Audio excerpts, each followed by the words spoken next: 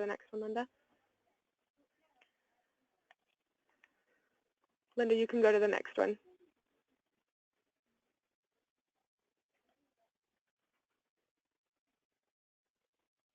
Hello?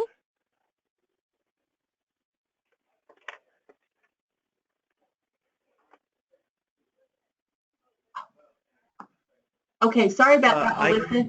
I just barely started the recording. So I apologize. I forgot to record from the start, but we'll catch what's left. Fine. Okay. Yeah, great. Okay.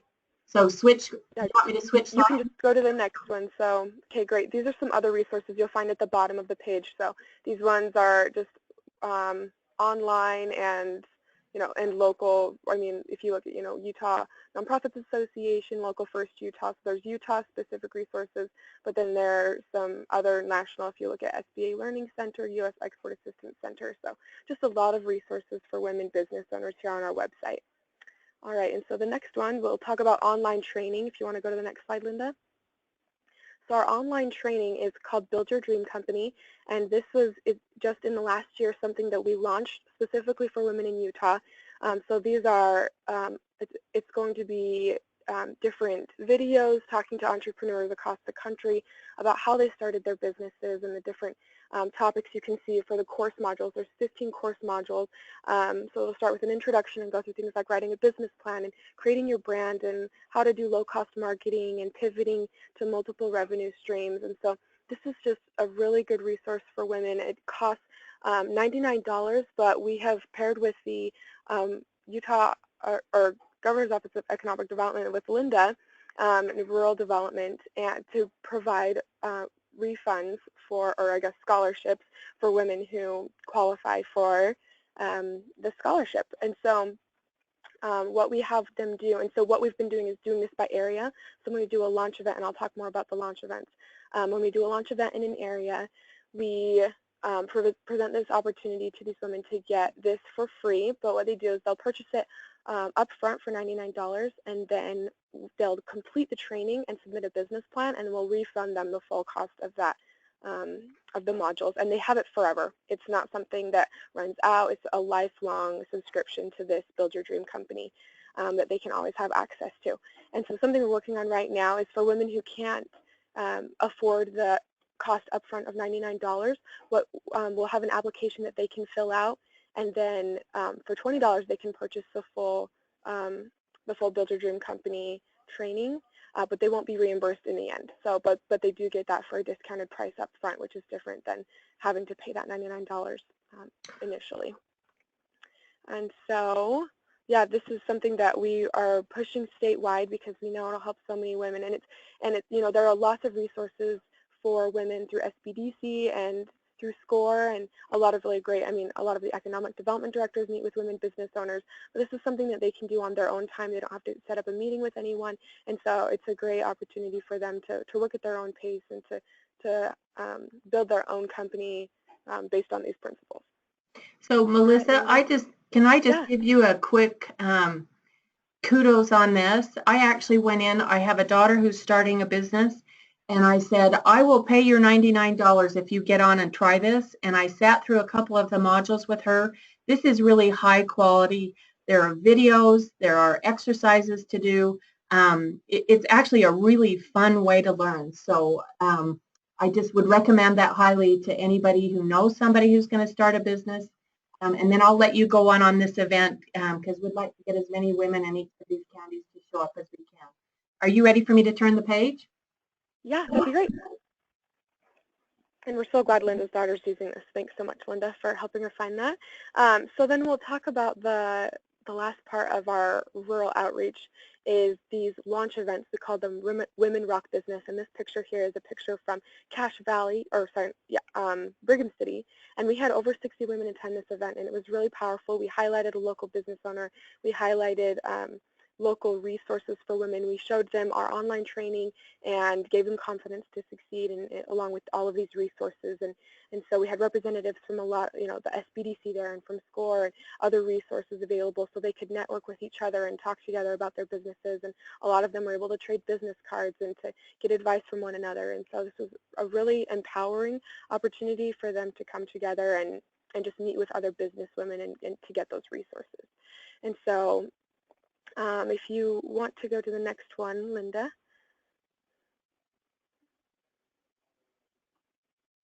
I just sent you a question from Nan. Oh, what did she say? Let's see.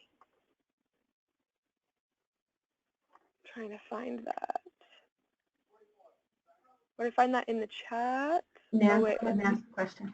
So, Melissa, it occurs to me, is this program open to Salt Lake Chamber members only?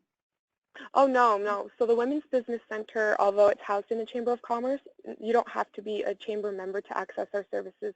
They're free to anyone statewide, and even men come and use our services sometimes. So Wonderful. 20% of our clients are male. So this is open to anyone, anywhere in the entire state. So yeah, that's a common misconception, but the Women's Business Center is where you don't have to be a chamber member to access our services.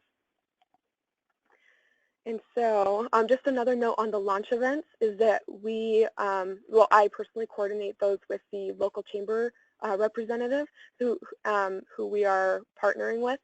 And then I help them, well, we have like a standard agenda, but it's usually an hour and a half, and it's free to anyone who comes, and we try to remove any barriers for women who, you know, so anything like childcare or transportation, we try to take care of all of that because we want women to succeed and not have any of those things in the way. And so this rural initiative is specifically sponsored by American Express. We have a grant from them to be able to do this, and that's how we were able to create the Build Your Dream Company online training and offer at a discounted price. And then thankfully the rural office was able to give us a scholarship for that. But it's what we do is that we plan for a convenient time and place for local women. And so that is typically what we found is like a lunchtime. And so we'll find a lunch sponsor, and we're able to offer, if we can get it at a discounted price, the Women's Business Center can cover the cost of that so the women don't have to pay for it. But it's typically 11:30 to 1, or it can, you know, it'll be 90 minutes, sometime around lunch. And then the local chamber will just help us find a venue and just help get the word out to the women in their area. But all women who are business owners or interested in starting a business are welcome to attend. And then I personally coordinate those details with the hosting chamber. So we make everything just as seamless as possible. And we send out all the details on how to create a virtual women's business center. So our web designer will just send out a template and all the instructions, and it's very straightforward. And then I will coordinate the details with that local chamber. So everything is just as easy as possible for that local chamber. All right, Linda, if you want to go to the next slide. So this is my contact information. If you're interested in bringing the Women's Business Center to your area to create a virtual Women's Business Center and to have a launch event and make these resources available to your area, just give me a call. My work number is here, and then my email, outreach@wbcutah.com. So if anyone has any questions, I can answer those right now.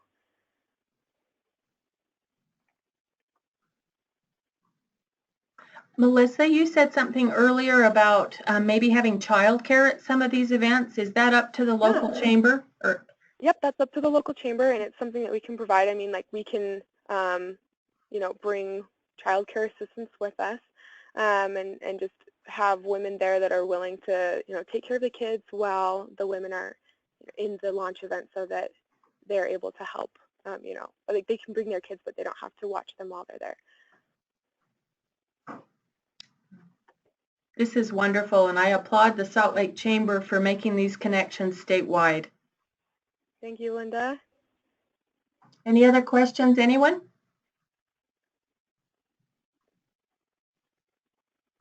Okay, Melissa, thank you so much for coming this morning and sharing with us. And yeah, I will. Linda, thank you so much. Okay. Have a great day. Okay, you as well.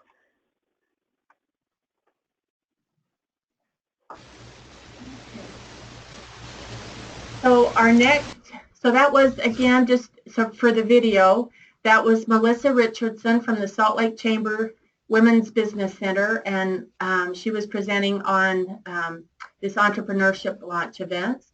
Our next presenter is Alan Christensen.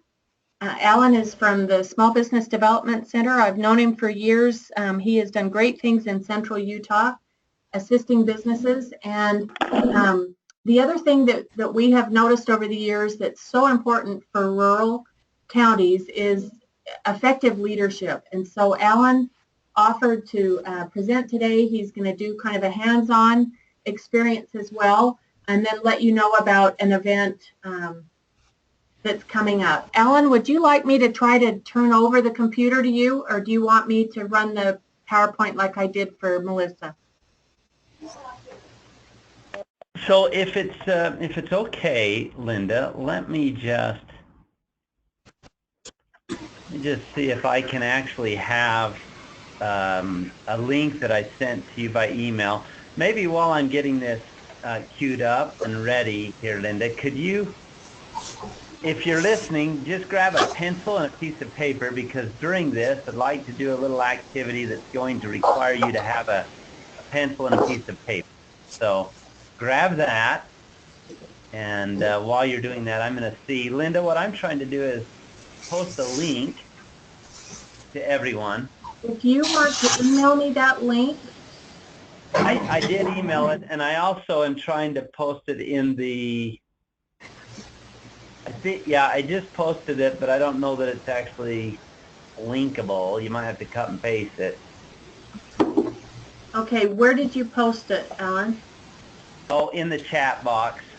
Oh, okay. But I don't know if you can click on a link in the chat box. You might have to cut that link and paste it in a browser. No, but Linda, what I'm saying is if participants do that, they'll see it live full screen on their screen, and I'll be advancing it. Or you can just turn the screen over to me and I can run it either way. Okay, I'm going to try it here for everybody just so that they can see what we're trying to do here. Oh, I see what you're doing. Yeah, that'll work too. Okay, is this right though? That is correct. So it says right now that there's no presentation available. Let me go ahead and there you go. So now there should be one available. Okay, let's see if I can follow the presenter. Maybe I need to refresh that. There you go. Yeah. No, didn't work. Oh, it's not working. So you can go ahead and just upload that presentation for me if you want, Linda, or turn the screen over to me. Okay, I'll try turning the screen over first, and that will let, if I can, let's see who I can change. So while you're going ahead and doing that, I just wanted to comment on Melissa's presentation. I met the the company that they've partnered with called My New Enterprise to put together that training is really, they have done a great job with that training. He came and shared his work with the small business development centers, and I just really recommend that that as a way that you can partner with, you know, if you have women in your area that are wanting to start their own business and then they need assistance, they'll have local resources through SBDCs, and I can see that really being powerful. So. Well, thank you for the endorsement, Alan. That's good to know that you've been a part of that. Alan, this is what I've done is that Mike Glosser toured the country on his bicycle, and he visited all these small town entrepreneurs, and that's what caught my attention. And because they were rural, many of them very rural, and he's the fellow that developed the company called My New Enterprise that partnered with the Women's Business Center on that training development. So and he trained the SBDCs in how that particular training works, and I totally saw it being a hand-in-hand thing where somebody can do their online training at their time frame and then use local expert assistance to launch their company. So it's a great program.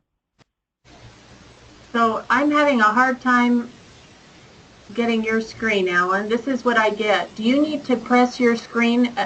Look at the top right corner of your computer. Uh-huh. And see if you need to maybe click the screen. There we go. Can you see it now? Yeah. Okay, all yours. All right, let's go ahead then here.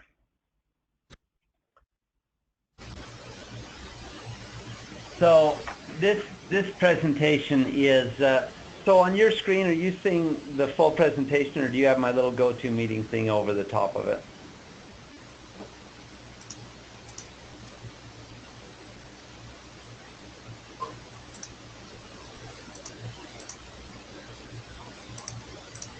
Alan, I can see your screen fine, but I need to ask everybody else to mute if they're not you. Great, thank you for doing that. There we go, that's a little bit more quiet now. So this presentation is designed to do two or three things. There's still probably a couple of people that don't have their phone muted, and so we're getting a little bit of background noise. If you don't have your system on your computer either muted or your phone muted, please do that.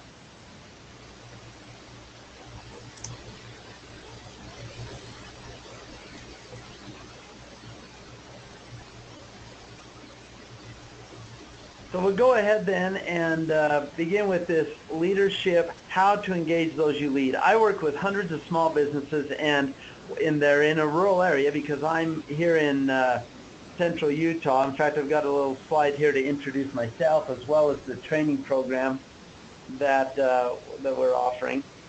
As I work with companies in central Utah, one of the common things that I hear from them is it's hard to find good people that'll really work for me and care about the business as much as I do. And that's why I've talked to Linda today about sharing these thoughts on just a few tips that you can write a couple notes down to help people in your area regarding that issue of this concern of people don't care about the business as much as I do. And we get that a lot from business owners. The SBDC for whom I work is supported by the Utah Governor's Office of Economic Development. We appreciate the support we receive from GOED through the state of Utah and also by the U.S. Small Business Administration. We're going at the very end of this presentation, I'll talk about an event called Leadercast, which also should be very useful for your small businesses, but also for leaders in other organizations like chambers of commerce or economic development organizations and boards, as well as government offices, administrators, and so forth. Because really, all of those offices work with people that they try to motivate to get them to engage. In fact, even an instructor in a classroom setting, our educators deal with that. They try to motivate students to want to learn. So as we go through this presentation, I want you to think about this concept that a leader whose team is not engaged is alone in their efforts. Envision a basketball coach sending his team out on the floor, but they go out there and sit down at the beginning of the game, and the game starts and the other team wants to play, but his team just sits there on the floor, on the court, doing nothing. And it would be ridiculous. It gets hard to imagine that happening, but if it did, the coach would be encouraging them, prodding them, trying to get them to do what he's taught them and they've been trained to do and practiced to do, but they sit there and do nothing. Well, that's the really extreme example, obviously, of lack of engagement. And it doesn't seem like it would really happen, but in real life, in a lot of our things off the basketball court, something similar to that really does happen. People disengage. In fact, sometimes they even sort of turn maybe they oppose without realizing they're opposing the effort of the team by their disengagement. Without engagement, there is no team. There's just a coach. And John Wooden, one of the greatest coaches of all time, he said, in order for there to be a leader, there has to be followers. If there's no followers, there's no leader. And that's an interesting way to look at it. You really need both. You need the leader to be able to lead the team, but the team has to actually act on what the leader is asking them to do. And there's this little riddle that I'm going to put up on the screen here, and I want you to think about and actually take a stab at this. Fill in a guess of what you think the answer to this might be. There's one thing that is common to every individual, relationship, team, family, organization, nation, economy, civilization throughout the world. One thing which, if removed, will destroy the most powerful government, the most successful business, the most thriving economy, the most influential leadership, the greatest friendship, the strongest character, the deepest love. On the other hand, if developed and leveraged, that one thing has potential to create unparalleled success and prosperity in every dimension of life. So my question for you is, what do you think that one thing is? This is a quote out of a fairly popular book. You can type your guess in there on the chat if you want. I'll give you just a second to type an answer if you're at a computer, or you can take a stab at this. I've asked this riddle of dozens of people in training events. I'm a certified facilitator for Franklin Covey, and so I've done some management and leadership training for them around the state of Utah. In probably every one of your regions, we've done this training over the years. And I've got a lot of different answers from people.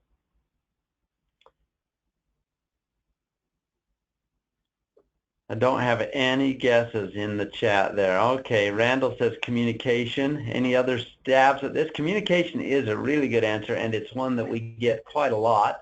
That is a guess that any of us who have been in a situation where we've suffered from a lack of communication from leaders and amongst team members can relate to that.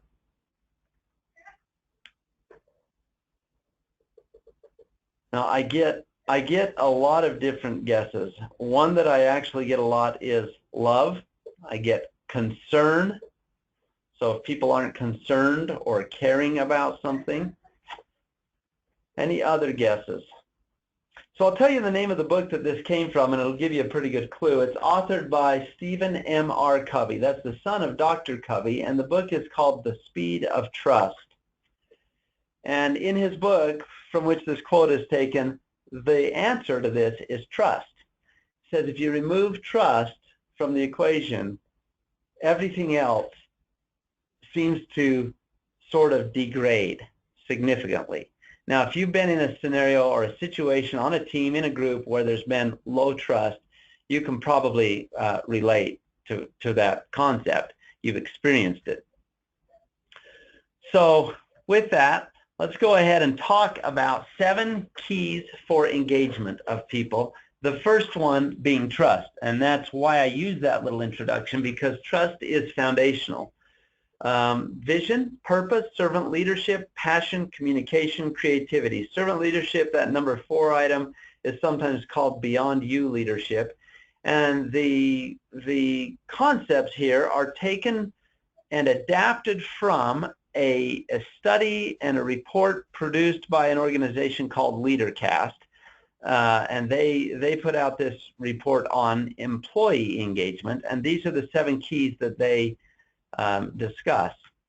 What I found is that without trust, that first key, it's pretty tough to actually get people to follow any of the other things you're doing. For example, number 2 there was vision. And if your team doesn't trust you, even though you share the vision and share it effectively and use the pointers I'm about to share, it's not going to be received very well. And number 6, communication. The guess that was made by Randall, that's a really important part of engagement, is communication. But when the people you communicate with don't trust you, you've got a real uphill battle, because it's almost as though they didn't hear you. In fact, it can be worse than if they didn't hear you, because they hear what you said and then they fight against it because they think that you're trying to trick them, for example. So with trust, I want to do this little activity that's based on something called the emotional bank account concept. This comes from Franklin Covey's training on the 7 habits of highly effective people. It's a very simple concept. The concept is that, let's say that we have a shared bank account, and I'll just pick on somebody that's here. Let's pick on Autumn Peterson that's joining in today. If Autumn and I are shared account holders with a bank account, then both Autumn and I can make a deposit in the account, and we can both make a withdrawal from the account. When it comes to trust, the currency of the emotional bank account is trust. So you want a high balance of trust, which means you want to make deposits and you don't want to make withdrawals. So what I want you to do, if you will, is take a piece of paper, and this will only take a minute, but it's worth the minute it'll take. It might take 2 or 3 minutes, but it's worth it. I've done this with probably hundreds of small business owners, definitely hundreds of small business owners or managers or supervisors in companies.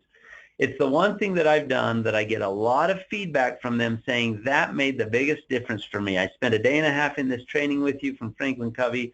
I did this one exercise. It took 3 minutes, and it made the biggest difference. So that's why I chose to share it with you today.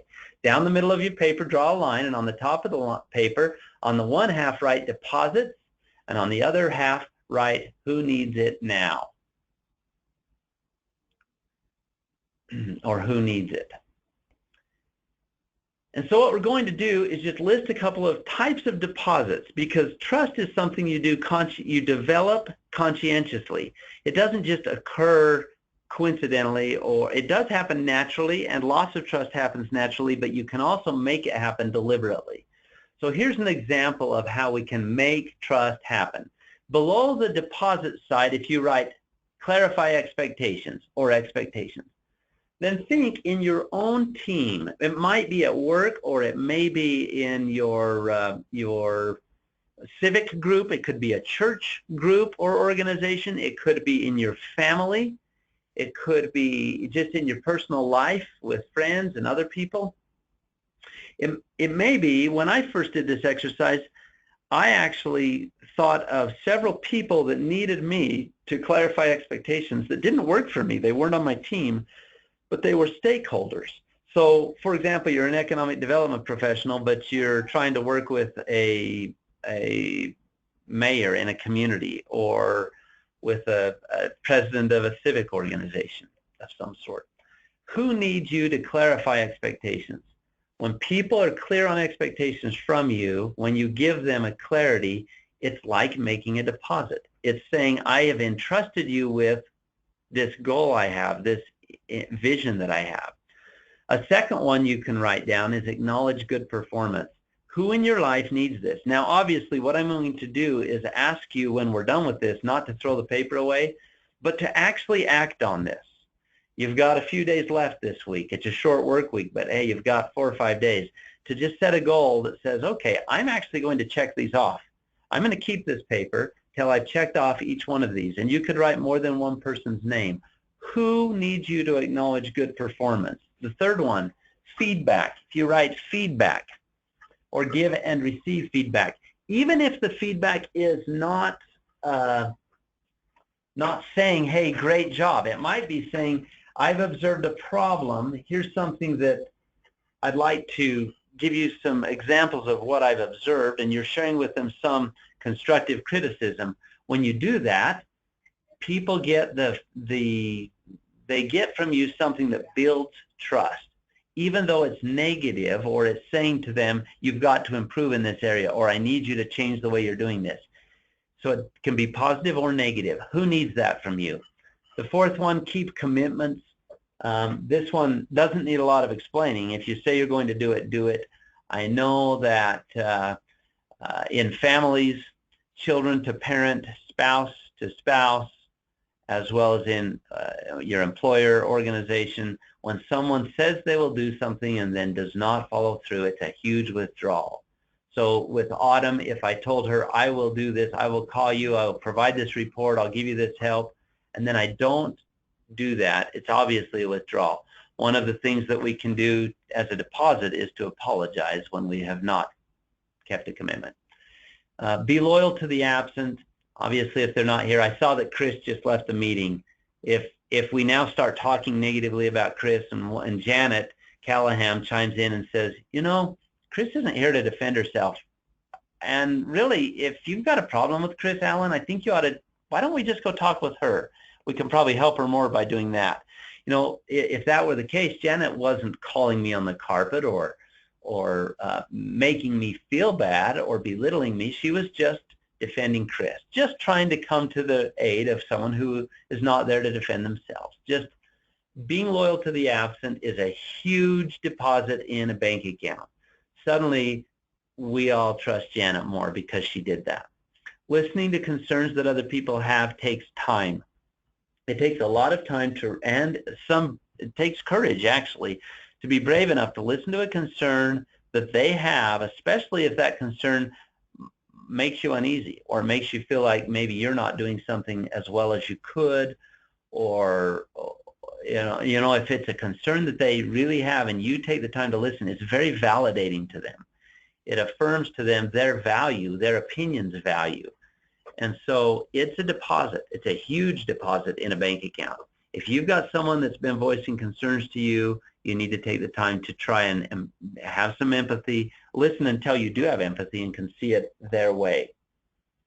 So you can see why I say this takes a conscientious, deliberate effort. It could happen over time, and it does naturally happen that people build trust, and then sometimes there's this huge withdrawal where somebody does something terrible and suddenly the account is totally empty.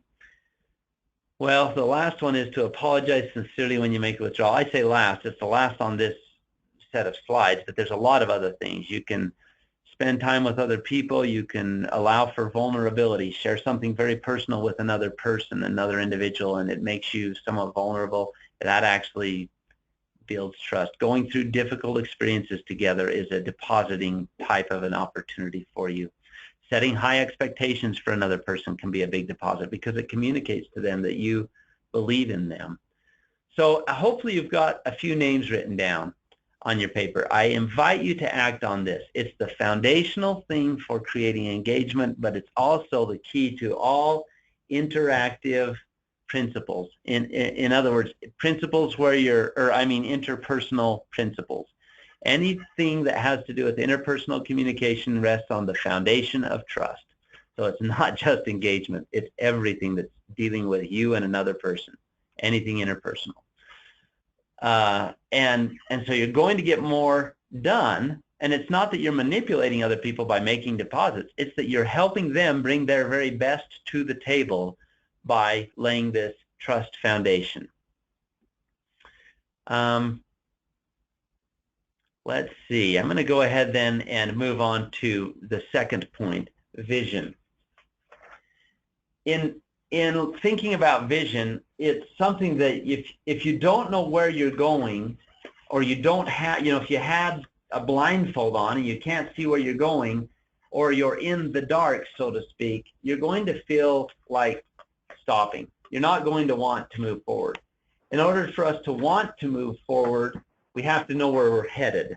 First and foremost, you have to embrace the vision, obviously, as the leader, and then share it. So the way that you share it, there are 4 pretty good, I think, pointers there. State it simply. The vision needs to be simplified to where it can easily be grasped. Cast it convincingly. Repeat it regularly, and then celebrate when you are moving toward achieving that vision. When anyone does anything in your organization that helps you achieve that vision, you want to celebrate that in some way. And it doesn't mean throwing a big party. It can mean taking a moment at the end of the workday to sit down with them or stop them at the door and say, I want you to know that I saw how you did this, and I know that that's supporting our vision. That is moving us forward. A genuine thank you like that, an acknowledgement, is a celebration. But there are some ways that organizations systematically celebrate too. So now if you have shared the vision with them and they know where they're going and they understand where they're headed, you have to wonder, do they know why? So I know where we're going, but do I know why? Have you ever been asked to do something you didn't believe in, for example, or make an effort that you thought was futile, where it just isn't going to work? I've been in organizations where I was handed a goal. It was kind of a quota that they handed to me, and I knew it was unreasonable, and I knew I couldn't achieve it. I wasn't just being negative or pessimistic. I simply saw that this new boss that just moved in, and he doesn't know really anything about what we're doing here or the challenges we face, has handed us this goal. It's never been achieved in the history of the company. In fact, we've never even come a third of the way to achieving that. And I felt like it couldn't be done. When you feel that way, how does it make you feel? Engaging or disengaging? Do you feel like taking a step and running your hardest, or does it make you feel like sitting down and giving up? Well, we have to know why we're doing something. We have to have something we believe that we can do, a purpose.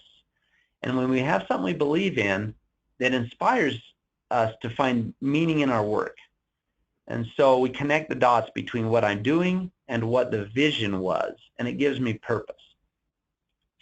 So I'm gonna move along to another important item now, and that is servant leadership.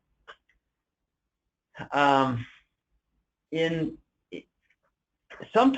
you get the impression that you work for somebody, that you're working for the leader, and that is usually demotivating. Sometimes it's not. If you really love the leader, if a person loves you and they really want to help you with your goal, to a certain extent, that's going to motivate.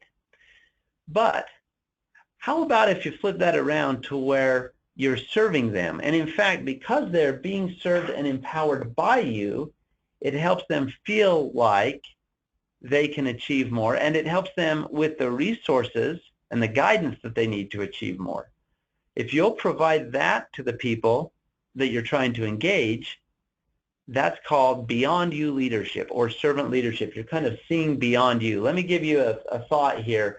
When we look at an organizational chart, it may seem, so on the left is one way of looking at it, on the right is the other way of looking at it. You'll notice the left chart is the one that most of us are used to seeing, where you've got a boss at the top and then it kind of just flows down to the whole team. So think about this for a minute. Those lower do the work to help those who are higher on this chart obtain results. But if you've ever worked with a servant leader, your heart will tell you that this idea of flipping that organizational chart around seems better, seems more correct, the one on the right-hand side. Perhaps our top-down organizational charts are wrong, because those setting direction should be shown as being the foundation. The leader should be the foundation, the owner or the manager. What if the boss is at the bottom, like we show on the right-hand side here, and the goal is at the top, and those between the boss and the goal are the ones doing the work, reaching upward and exerting effort to achieve the goal?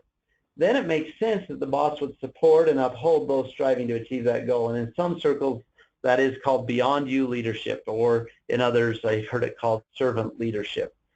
I hope that makes sense to you, and I hope it causes you to think just a moment about, how do I view what I'm doing? Do I have a goal and I'm getting everybody to accomplish my goal, or am I the foundation that supports and upholds them, and that they actually have bought into the goal so that it's not just my goal, it's the team's goal? How does that happen? It happens when somebody is very good at sharing a vision.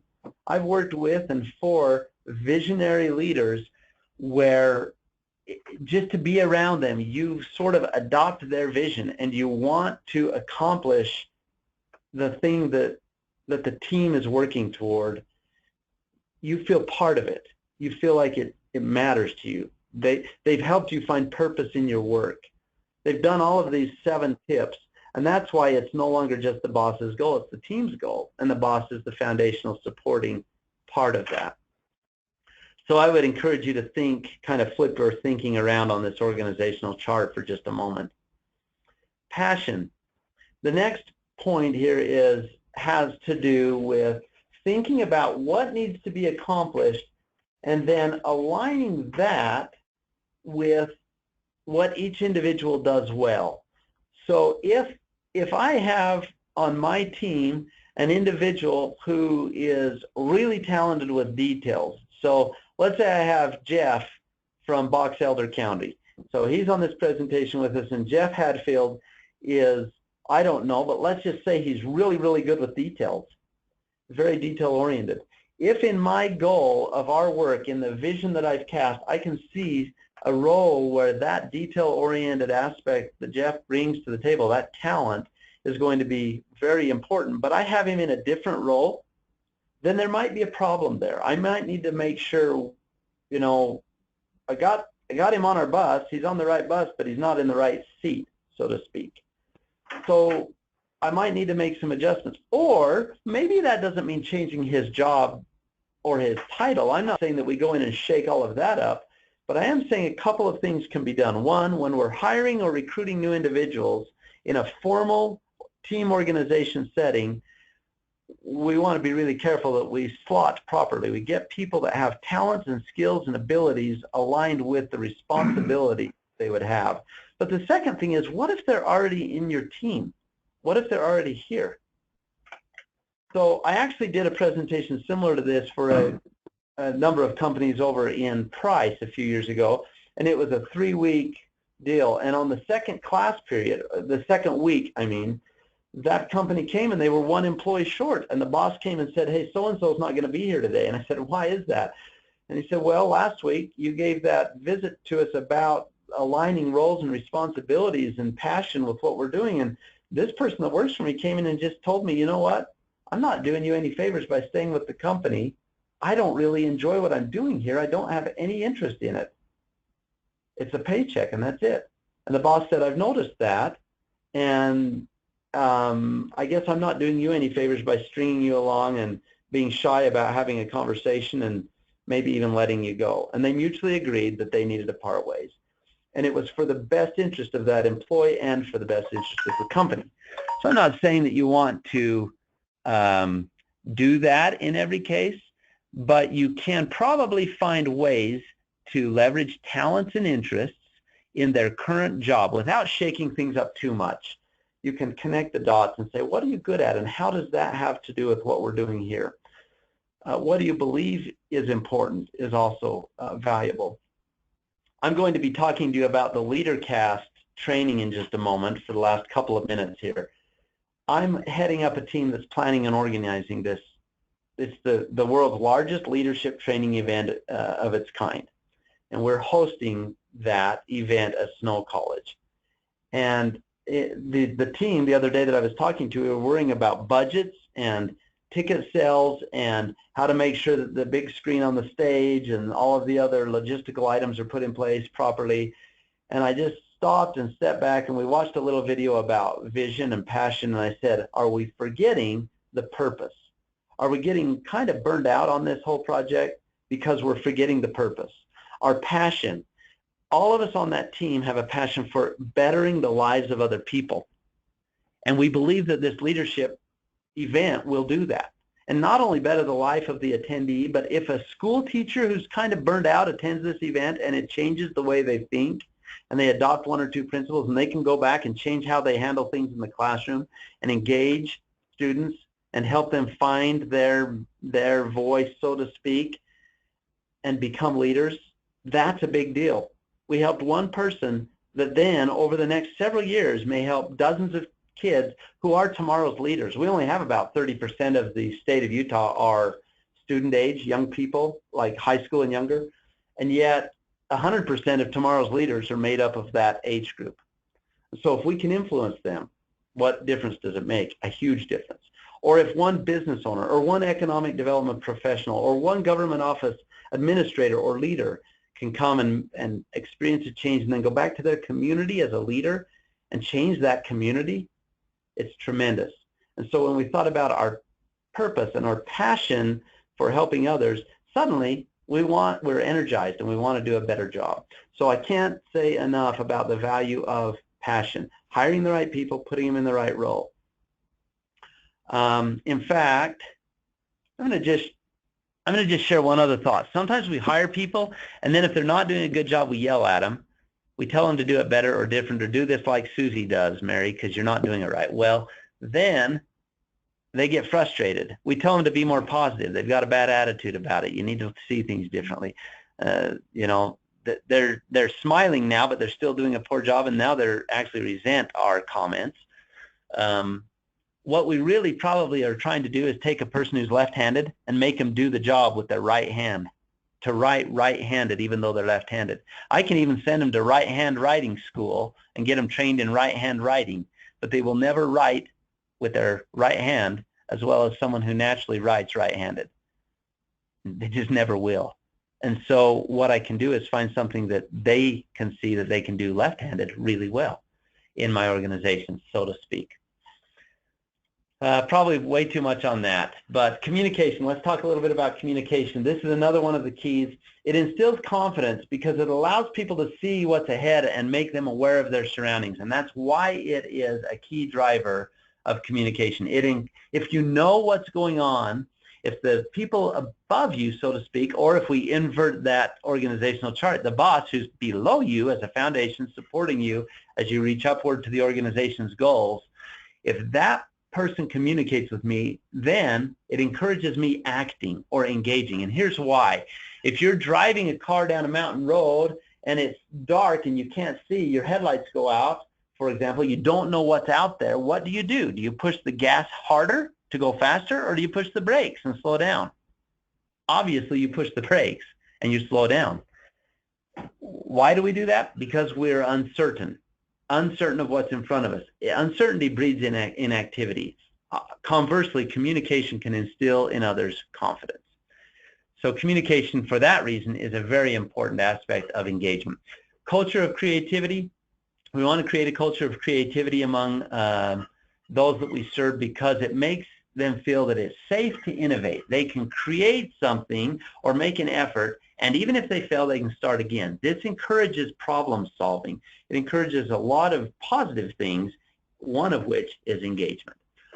So I want to encourage you to just take any of the notes that you've taken there, any of the thoughts that you've had, and apply them, one of them at least, in what you're doing. I hope that the trust item can become something that you will do this week.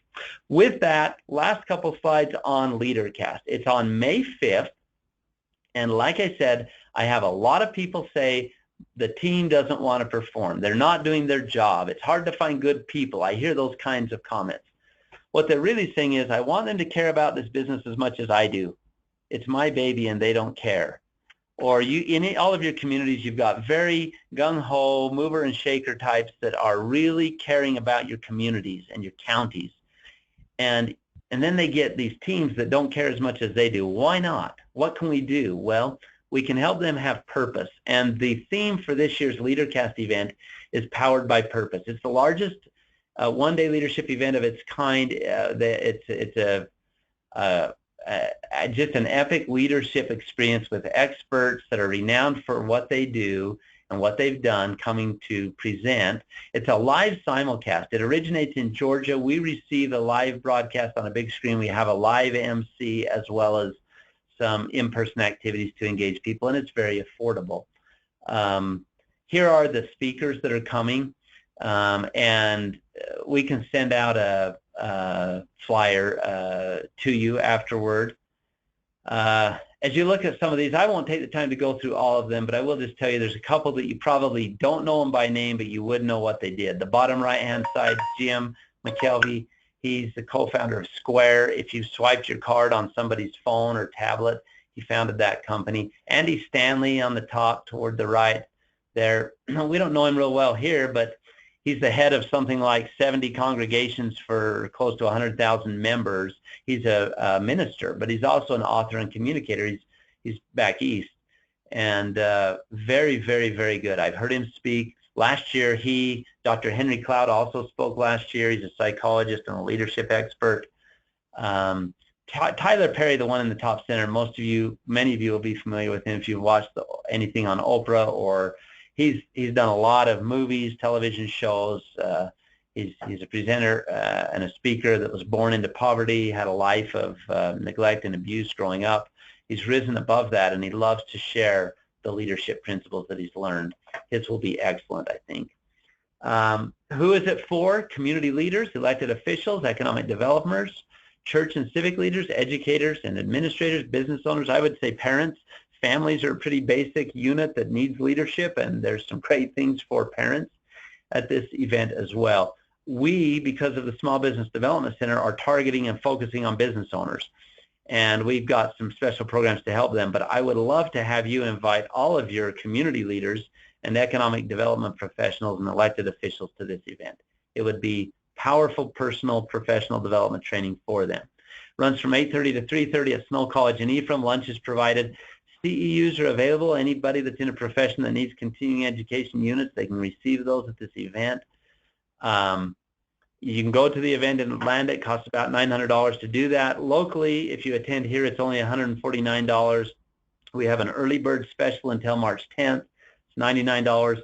Custom fit training in my region, for the 6 counties in my region, is covering half of the cost of that fees for those that qualify. So if they're a for-profit business, they would qualify. Nonprofits and others would not qualify for that. If you're outside of the region that I'm in, you still have a custom fit office, and they may be willing to help you. And when you go to the ticket purchase website, I believe there's a link to help people find their custom fit office to inquire about that. So with that, I'm going to go ahead and wrap up. I believe this event can improve a lifetime of future for those that you serve, and I invite you to sign up and invite your peers to sign up. snow.edu/leadercast. It's on the flyer that Linda can send out. You can see my phone number. That's actually my administrative assistant's phone number if you have questions.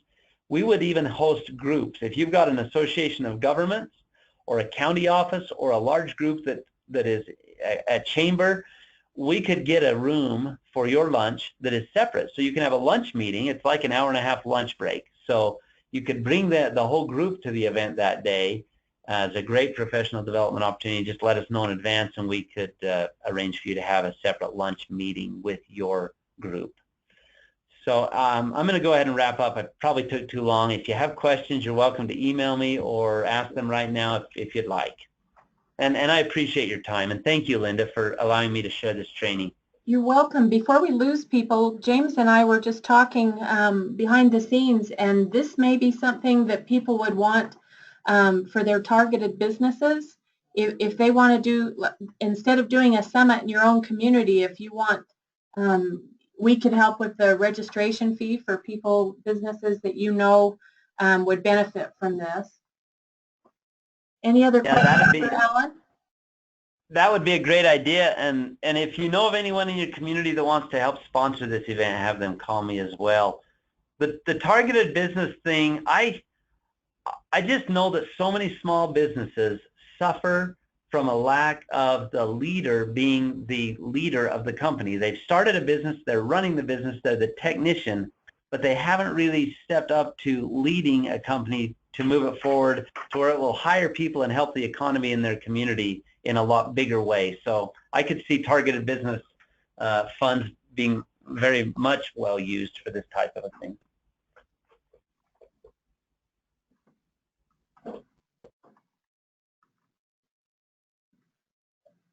Okay, I think I'll just end with some calendar items. The next webinar is on March 21st, and we'll send out notices. April 18th and 19th is the Utah Alliance in Juab County, and April 25th is also in Juab County, but over at Eureka. That's the Governor's Will Partnership Board. So thanks to everybody for signing on today, and have a great week.